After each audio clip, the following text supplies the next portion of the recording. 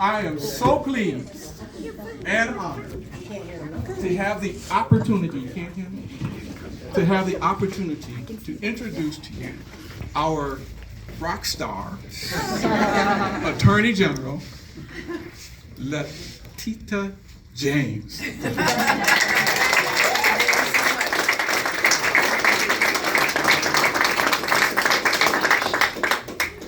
Thank you, Jamal. Let's give a round of applause to Jamal and Chairman Leticia. Yay! Yay!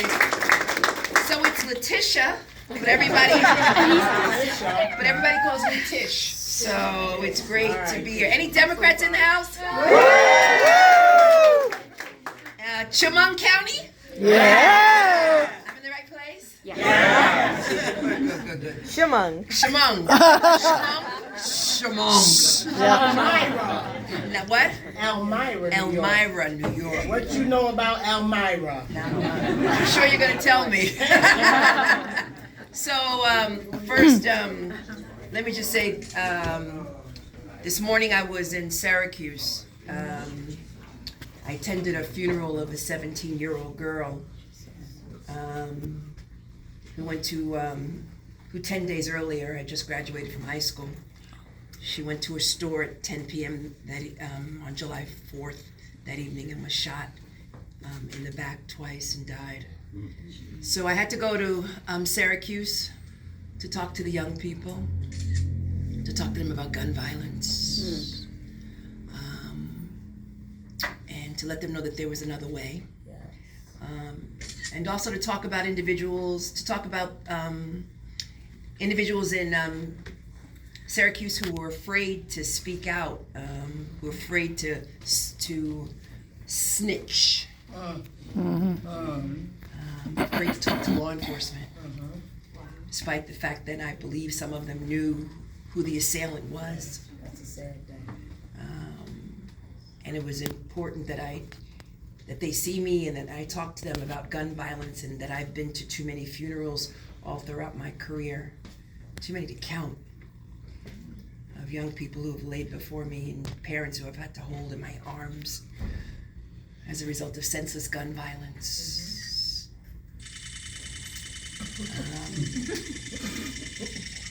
And people with cell phones. Not sure what happened there. But also social media and bullying. And I want all of you to know that I, along with other attorney generals, and it's a bipartisan effort, we are looking at social media and the effects on young people. Young people who don't have social skills and who are addicted to social media. Young people who are addicted because they get algorithms which target them and that are curated towards them. And so we are looking at a couple of social media platforms and its impact on children, particularly young girls who've committed suicide, self-mutilation, who define themselves based on what they see on social media. And so we're looking to see whether or not we can correct some of the conduct of these social media platforms, and if we can address the hate that's on social media. Yes. I'm not sure whether or not, because it is a bipartisan effort, whether or not we can focus on disinformation or misinformation, because, the facts aren't the facts these days. But we'll do whatever we can. And New York, as you know, because you have an attorney general who unfortunately doesn't have much of a life, we are leading the effort along with others, so thank you so much. And we appreciate you. So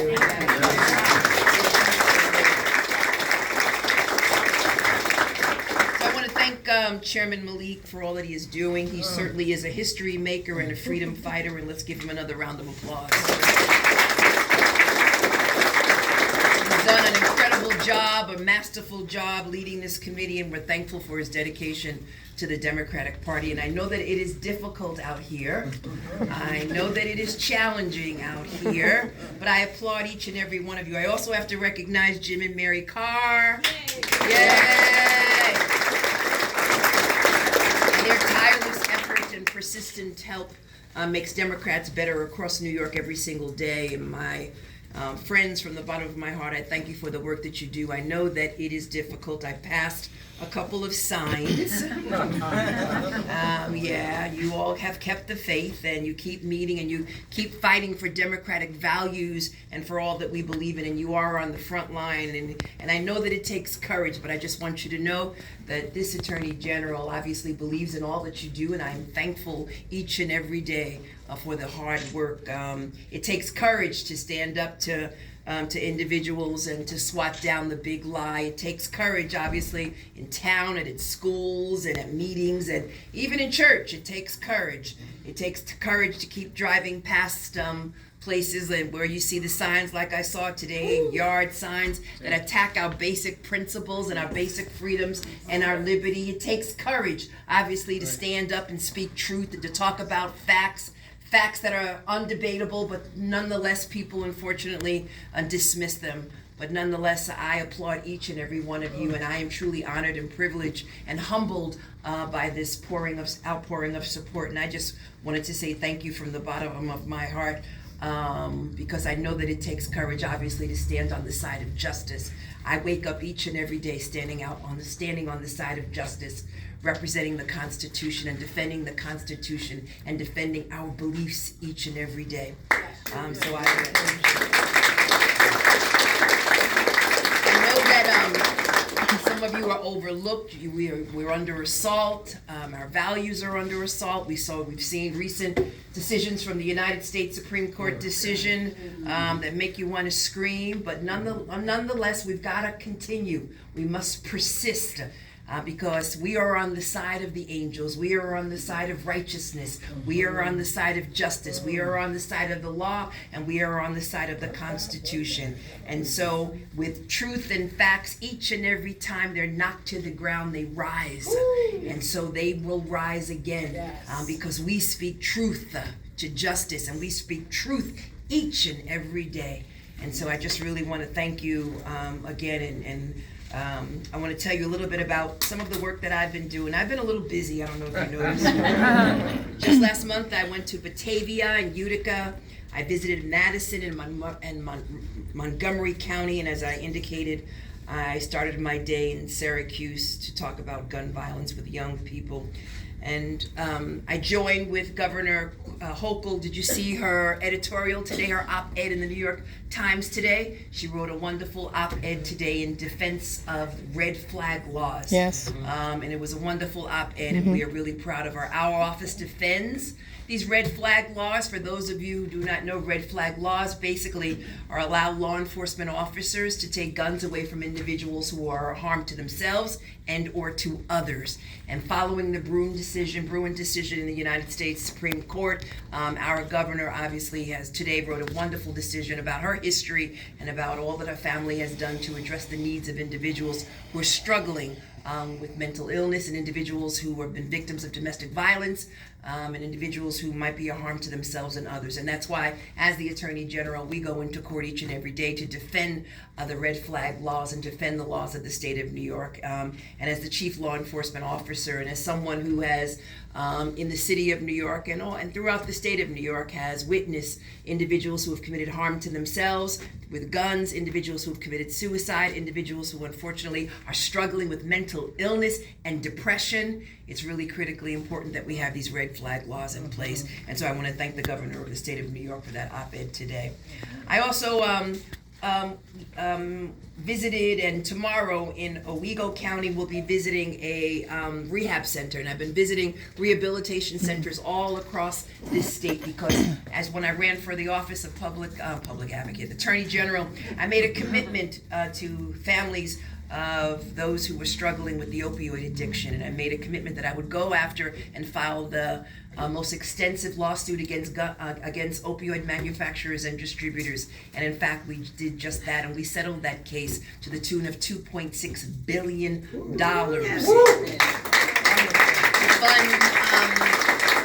to fund treatment, recovery, recovery and prevention, and I want to thank members of the state legislature because they decided to place those funds in a locked box for the purposes of education, prevention, treatment, and beds. And those funds will not be diverted for street potholes or whatever, even though that's important. That's very important. But also prevention is really critically important, and particularly beds, because during the COVID period, what we uncovered, my office uncovered, was that they were taking mental health beds offline, and those beds were converted to COVID beds, and those beds have not been returned for individuals who are struggling with mental illness because the reimbursement rate is higher. And as a result of that, when we had a hearing in Buffalo and in the city of New York with regards to mental health, what I uncovered was that there were insufficient beds, primarily for young people, pediatric beds, and beds for senior citizens. And what was so sad was one particular woman who testified at the hearing, and she said, "Tish, the only way that I could get services for my child who was struggling with mental illness was to surrender my child to the state." And so what she did literally was, because she could not get services for a child who was in the throes of mental illness and needed it. Her child was 13 and was engaging in a lot of self-harm.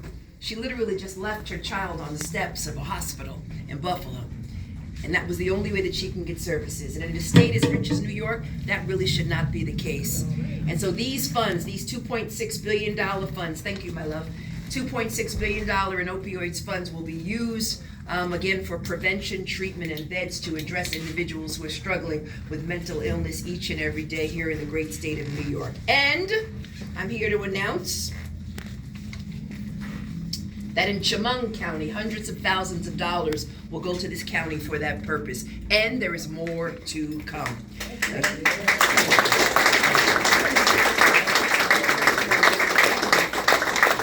Earlier this month, I was in Rochester to announce the takedown of a major narcotics trafficking ring. The takedown resulted in 177 charges against 48 defendants.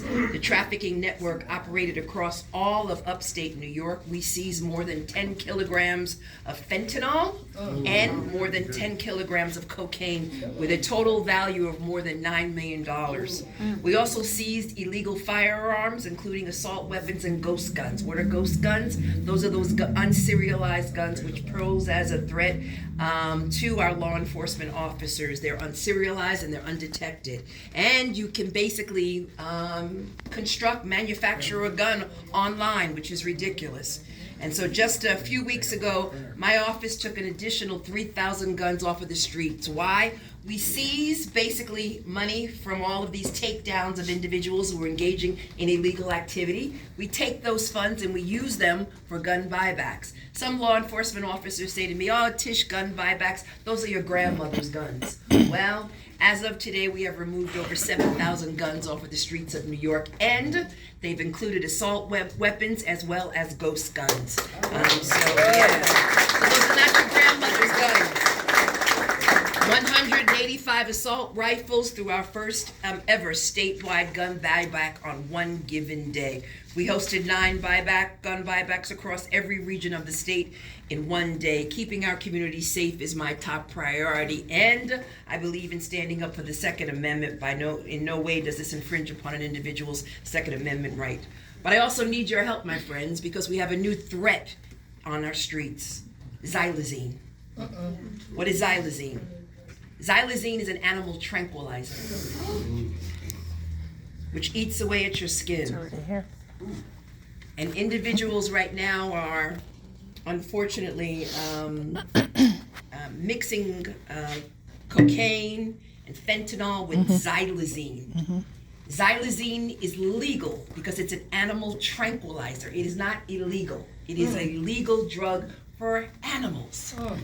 And people are purchasing it from or getting it from China or illegally online, and they're lacing their drugs with this animal tranquilizer.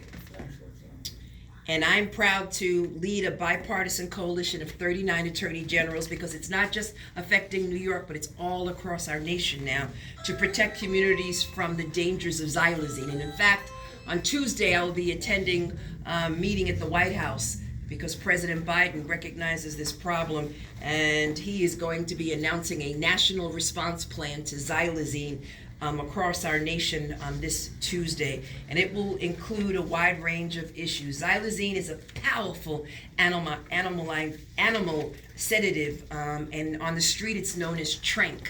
And it basically turns individuals into zombies, literally zombies, and it eats away at your flesh.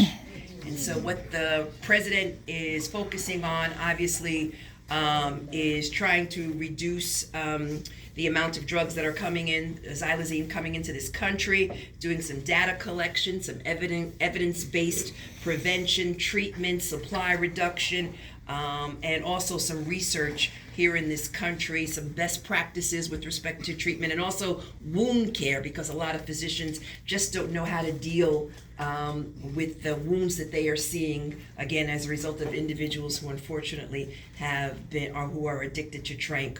Some are calling it the zombie drug because it induces a stupor and often leaves those, again, using the drugs with these terrible open flesh wounds. And xylazine is being mixed with these drugs because it produces a greater high. And it's unfortunate that so many individuals who are addicted to drugs are now using the xylazine. I say this just because I need all of you to spread the word about the dangers of xylazine. We've got to get in front of it. We've got to talk about it. We've got to talk about it to kids and schools. We've got to let people know about the dangers of xylazine, and we need to use resources from the federal government for treatment and prevention and for education.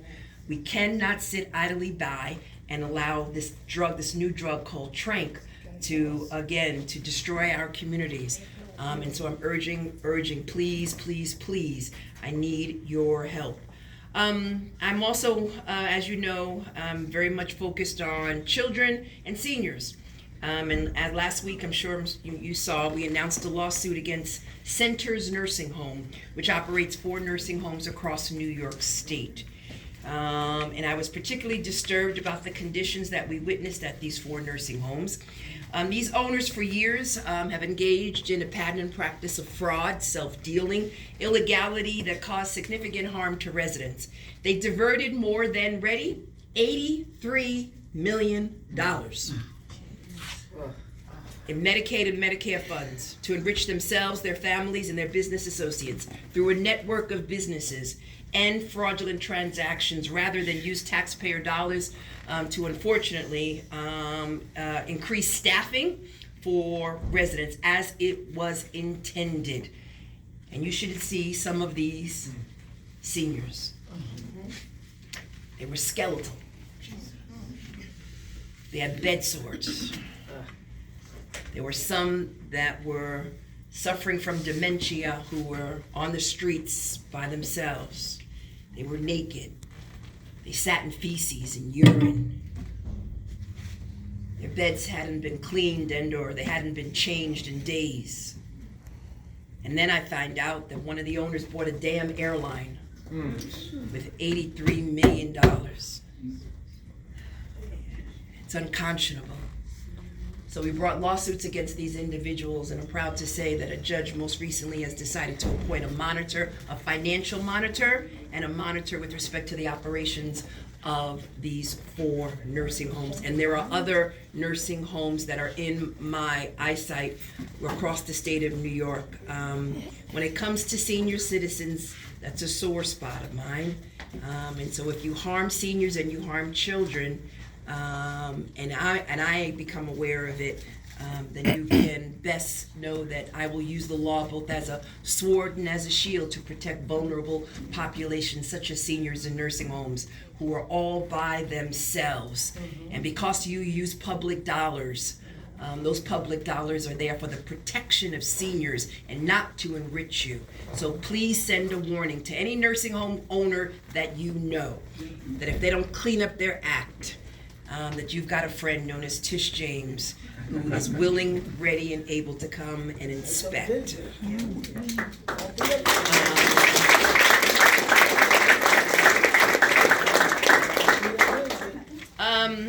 We've done a lot. We also, we've had some bad Supreme Court decisions.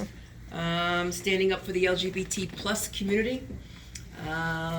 In the state of New York, obviously, I oppose and abhor hate. I stand with the LGBTQ community. In New York City, I did a drag show. Because I did a drag show. Why? Because two members of the city council did a drag show, a story hour to children where they were reading to children. And there were individuals who basically said that they were grooming children, which was ridiculous. And as a result of that, these two city council members, their homes were attacked. Their families were attacked. Mm-hmm. Their homes were, unfortunately, they sprayed graffiti on their homes and they attacked their businesses. And so I decided to do a drag story hour because I believe in literacy and I believe in love.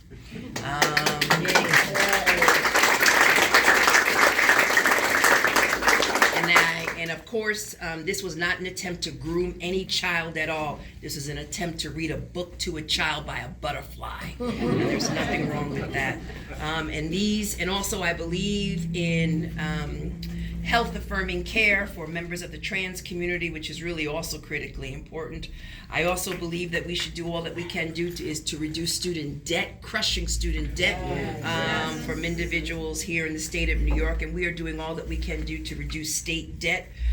Reproductive rights, I will always stand with a woman's right to choose. It's basically her body and her decision, and I do not believe that anyone other than her, the woman, and her doctor and her guard, obviously should have any decision over her body and over her decisions.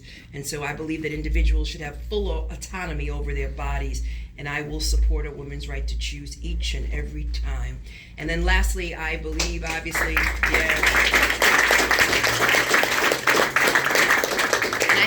the efforts in the state of New York to have it codified in our Constitution, and I will be joining those. I also am defending the Consumer Financial Protection Bureau. As you know, there are efforts to basically remove funding for the CFPB, which is the organization that was created as a result of Dodd-Frank under the great work of great Senator Elizabeth Warren. And there are individuals, Republicans out there who seek to tear it down and to defund it. I defend CFPB, I defend the work of Elizabeth Warren, because I know of all of the fraud, the consumer fraud that is being targeted at each and every one of you, particularly as it relates to payday loans, etc. Mm-hmm. And it's really critically important that we protect your rights, your consumer rights, and that we, again, defend the Consumer Financial Protection Board. And then lastly, affirmative action. I believe, again, in diversity. Diversity is our strength, and I believe it adds to the educational experience. And so here in the state of New York, I will be joining with others in establishing a task force to make sure that our schools, again, continue to be diverse and represent the interest of all individuals in the state of New York. So, and then lastly, the Supreme Court again has attacked the Environmental Protection Bureau, and we must do all that we can do to protect our natural resources. And as the Attorney General of the state of New York, I plan to do just that. The water that we drink, the air that we breathe, it is really critically important. You saw what happened most recently in Orange County. Climate change is real. Mm-hmm. Climate change is real. And so we've got to do all that we can do to protect the environment here in the state of New York. And as the Attorney General of the state of New York, I do that each and every day. So, I said a lot. Mr.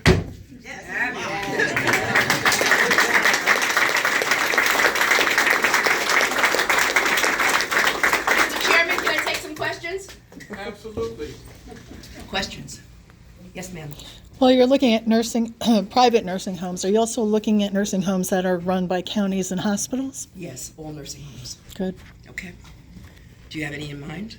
I sure do. Somewhere in Chemung. Let's talk. We have a charities bureau, and we have a Medicaid fraud bureau. So if it involves Medicaid fraud, we have jurisdiction. Okay. Yes. As an old warhorse of the party, I just want to salute you for coming to visit Democrats here in Chemung County and just meeting and relating with them. I think it's terrific. I appreciate you. And you got a PEP shirt on, and I love labor. And we are to be paid retirees. I'm in charge of the retirees around the state of New York. You're an important person. Not like you. My comment is a follow-up on our Commissioner, Mr. Hare, there is getting Democrats to vote. And getting them to vote in every election, not just on election year, and vote Democrat. Right. Any advice? Yeah, so let's just talk about labor. So we've got to talk about the importance of labor, and there is an attack on labor. This is not a right to work state, because a right to work state is nothing more than a right to work for less state. And so we support labor, and the reason why all of you have your protections, the reason why you've got a pension, the reason why you've got Social Security, minimum wage, child care protections, and the reason why you've got a weekend off is because of labor. We must defend labor each and every time. They're inextricably tied to the middle class. The reason why we've got a strong middle class is because of labor, and that's why we've got to tell individuals about all that Democrats have done. Now, let's talk about this election. Okay. Right. So everybody wants to tell me about President Biden and ageism. I don't want to hear it. Exactly. I don't want to hear it, because the other guy who is leading the polls is just as amen. But no one talks about him, and he's not as smart. President Biden is a decent, honorable man, and we've got to talk about all that he has done, right? And we've got to stand with him, and we've got to work with him, we've got to knock on doors, and we've got to talk about all that he has done and all that we have done in New York, and what is at stake if we go backwards. And we cannot go backwards, because this individual, well, I'm not going to talk to you about this individual because I have litigation against this individual. And so whenever I talk about this individual,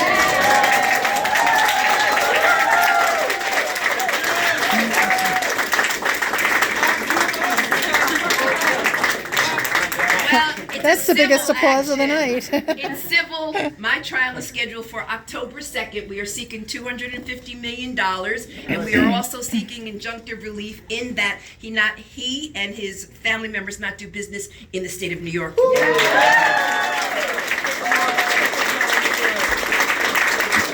you know he's got other trials that are being scheduled, so he's got a very busy calendar. You giving them boot out of New York?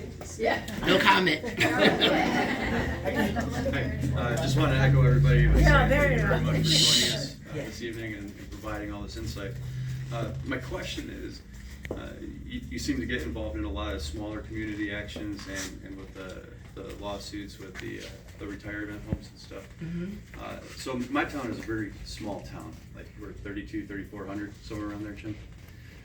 We have a big meth problem, and we have a massive property blight problem.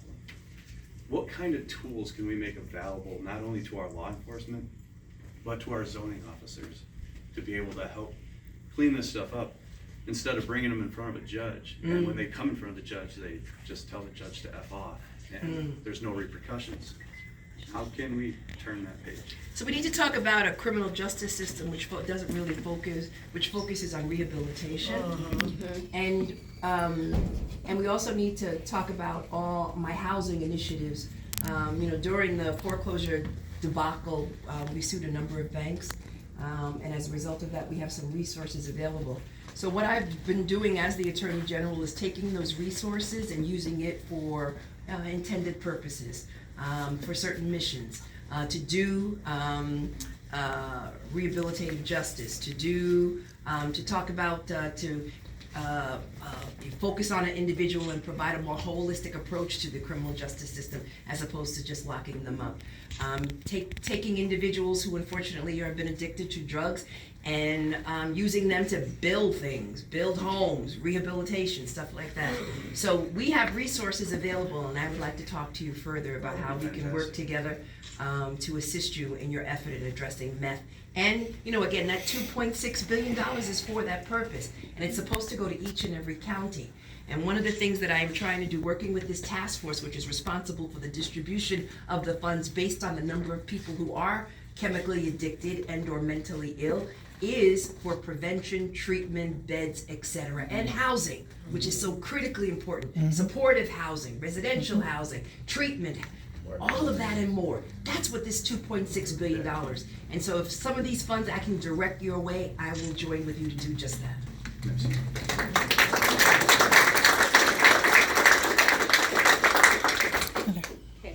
Yes, ma'am. Yeah, maybe you've already said this. You've said a lot, and it's all been heckishly impressive. What I'm very concerned about too, is an overall sense of education and the way books are being banned. Yeah. And I was wondering, is there any way that we can be proactive? I know here we have a lot of really wonderful library supporters, and we have a great system. However, what I'm seeing is, what I've been reading, is that just a few people can make a lot of noise and end up getting a book ban. Yeah. And I grew up in an era when books were not available. I can remember when some of the books that I wanted to read, and my mother didn't want me to, were banned. And when the Catholic Church had a lot to say about who read what. But I would think in a democratic society, anything we want to read should be available to us, and I'm very concerned about this push. Is there anything that you know about this, or anything that we could do more actively to make sure that when this kind of thing happens, we actually can get enough support? Yeah, so I was in a county, I can't remember the county the other day, where they were banning books. It is a red county, and there's an effort to not only ban books, but to ban history. Yes. Yeah. And also attempts or efforts to basically engage in campaigns against the members of the LGBTQ community. So there was a restaurant that was owned by a trans individual, and that had been targeted, and I decided to go there to have lunch and to bring the press with me. But then I learned about librarians and all of these librarian committees and these school board committees that were formulating to basically ban books. And when I attended this restaurant, there were individuals who came to meet me, and what they were planning on doing was organizing on the ground, because there were so many individuals who thought that they were alone. And when they discovered that there were so many disparate groups out there, they decided to come together. And there were 2 individuals from that group who decided to run for office on the school board and push back and to organize underground. And they were successful in winning that election. So you're saying that one of the things we need to focus on, not just state, not just national, But local. Local school boards especially. Because they start not at local community boards, local school boards, local elections, and then they work their way up the totem pole. But we've got to stop them. And it's all about facts, and again, it's all about making sure that individuals are exposed to a wide array of books and history. And that they're voting. And that they're voting. That's so important. Thank you. Very much. Yes, sir. Leticia, our granddaughters are interested in your background. Yeah. How you started, where you were born, et cetera, et cetera. Could you go through some of that so they have some hope that they could Sure. maybe So, Who is Leticia J? who is Leticia J? I was born in Brooklyn. Yay! I still live in Brooklyn. Yay! It's home. It's home. I'm one of 8. My parents, my mom worked for the telephone company. My father did construction and also worked in buildings. My mom just taught me to fight back and to stand up. I ran for city council the first time in Brooklyn and lost. I lost to a gentleman who was then murdered. His name was James Davis. He was a police officer. He coined the phrase "Stop the violence, love yourself." The individual shot him in City Hall. It was on the front page of New York Times and Daily News and whatever. The gentleman who shot him came to my house the night before, and sat on my stoop, and we talked for 3 hours. And he asked me if I was going to run for office again. He disliked James Davis so much, and I said no. I was in school at Columbia, and I said no, and then he just said, I hate that James, I hate that James, I hate that James. And he left my house. And then the next day, James was shot. The police called me. They said, you know who did it? And I said, I think I do. And it was him. So then his brother decided to run. The Democratic Party embraced his brother out of sympathy. The Working Families Party embraced me because I had run and lost, and had lost by, I think, 700 votes, 800 votes. I ran in a third-party line and won. 10 years in the city council. My claim to fame is I challenged a developer who was building the Barclays Arena because they took homes from poor people through the abuse of eminent domain. I challenged the Bloomberg administration who overturned the term limits. And I uncovered the biggest scam in the city of New York, known as City Time, where we uncovered over $500 million for taxpayers in New York City. I then ran for public advocate of the city of New York, first woman of color to run in the city of New York. I won public advocate, passed more laws than all previous public advocates combined. Did a bunch of stuff, the worst landlord list and whatever. And then, the worst kept secret, I was considering running for mayor. And then there was a little scandal in the Attorney General's office.